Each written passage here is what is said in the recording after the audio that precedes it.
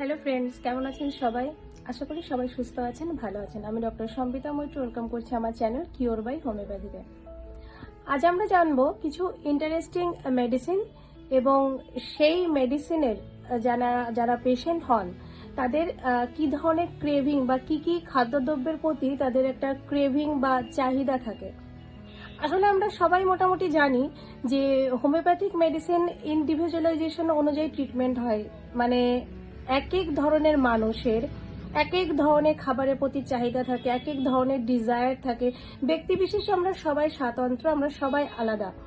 তো এই জন্য হোমিওপ্যাথিতে আলাদা আলাদা ব্যক্তির একই রোগের জন্য আলাদা আলাদা মেডিসিন সিলেক্ট হয়।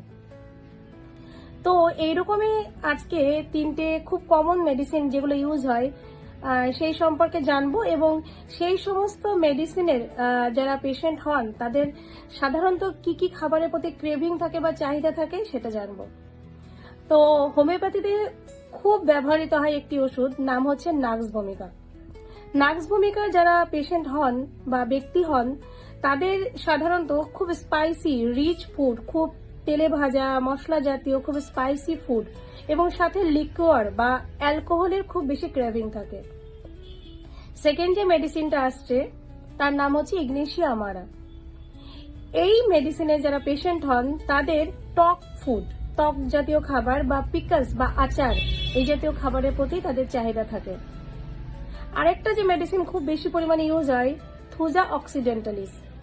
এই পেশেন্টের পেঁয়াজ, কাঁচা পেঁয়াজের প্রতি খুব বেশি ডিজায়ার থাকে, সেই সাথে তারা কোল্ড ড্রিঙ্কস, কোল্ড ফুড এবং সুইট মিষ্টি খেতে খুব পছন্দ করে। এরকম আরো অনেক অনেক মেডিসিন সম্পর্কে আমরা ধীরে ধীরে জানবো, এবং সেই সমস্ত ব্যক্তিদের সেই সমস্ত মেডিসিনের যারা পেশেন্ট হন বা ব্যক্তি তাদের কি কি ধরনের খাবারের প্রতি চাহিদা থাকে বা তাদের জল তেষ্টা কেমন হয়, এরকম কিছু স্পেসিফিক জিনিস সম্পর্কে আমরা ধীরে ধীরে আরো অনেক ভিডিওর মাধ্যমে জানবো। সাথে থাকুন, ভালো থাকুন। আশা করি আজকের ভিডিও আপনাদের ভালো লেগেছে। এরকম ইনফরমেটিভ ভিডিও আরো পাওয়ার জন্য আমার চ্যানেল কিওর বাই হোমিওপ্যাথি অবশ্যই সাবস্ক্রাইব করুন এবং প্রচুর প্রচুর প্রচুর পরিমাণে শেয়ার করুন।